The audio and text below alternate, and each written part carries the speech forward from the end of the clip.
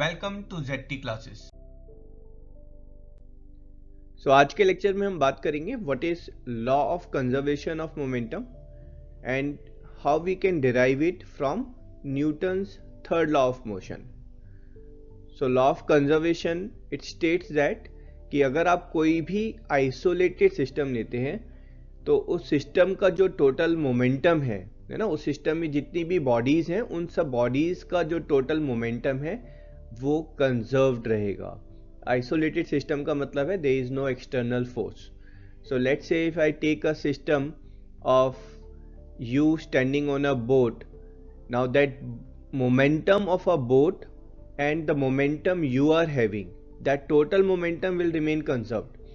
If you will run in one particular direction, you are gaining the momentum, then the boat will move in the opposite direction and will gain exact same momentum in the opposite direction, so that the momentum you have gained will be the momentum lost by the boat, or your positive momentum will be equal to the negative momentum of the boat.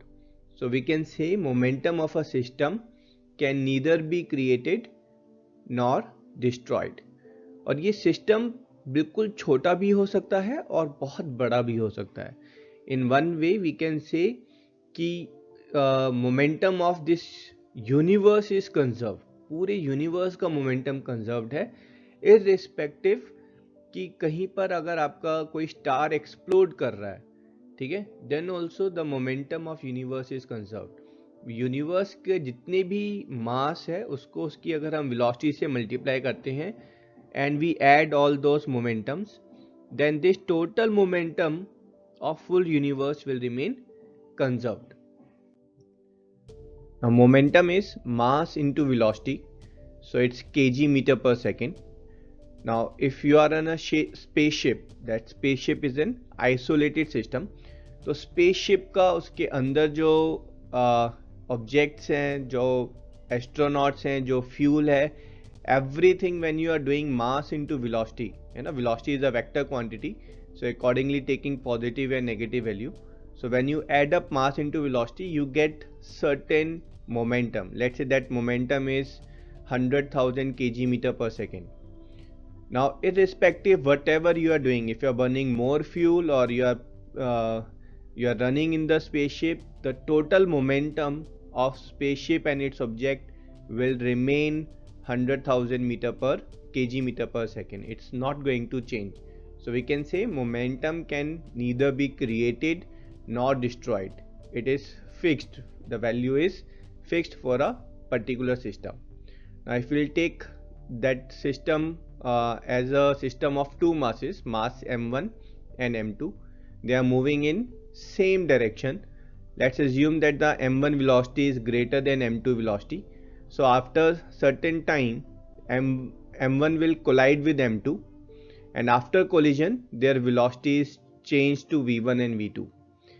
Then the initial momentum in this case was m1 u1 plus m2 u2, and the final momentum is m2 u2 m1 v1 plus m2 v2.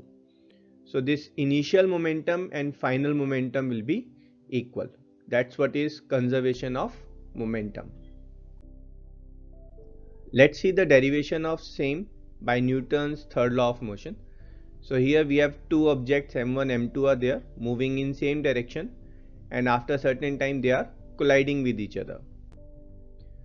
So during the course of collision, mass m1 will apply a certain force on m2. Let's say that force is F12 and it's in the right direction. Now because of Newton's third law of motion, m1 ने जो force m2 पर लगाया है तो m2 भी same force m1 पर लगाएगा but in opposite direction. So we can say that the force applied by m2 on m1 is F21, which is equal in magnitude but opposite in direction. So if we are equating them, we will say F12 is equals to negative of F21. Negative क्यों? Because they are in opposite direction and force is a vector quantity. So if you want to equate them, magnitude is equal but the direction is opposite, so you have to take that negative sign to counter it. So let's say after collision their velocity has changed. Now m1 is moving slowly and m2 is moving faster. So putting the values, अगर हम F12 की बात करेंगे तो F12 is जो force आपका M1 ने M2 पर लगाया है, तो M1 ने जो M2 पर फोर्स लगाया है उस वजह से M2 जो है वो उसकी वेलोसिटी चेंज होगी, वो एक्सेलरेट करेगा. सो we can say F12 is M2 into A2.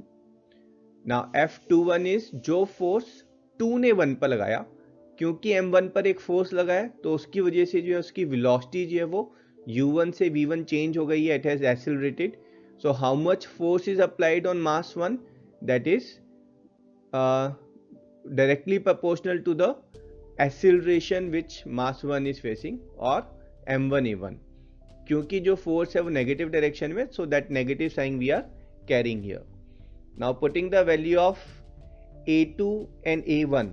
a2 is जो acceleration जो है आपका mass 2 ने face किया है, and a1 is जो acceleration mass 1 is has undergone, ठीक है, because of the force. यहाँ पर ये t क्या है बेटा?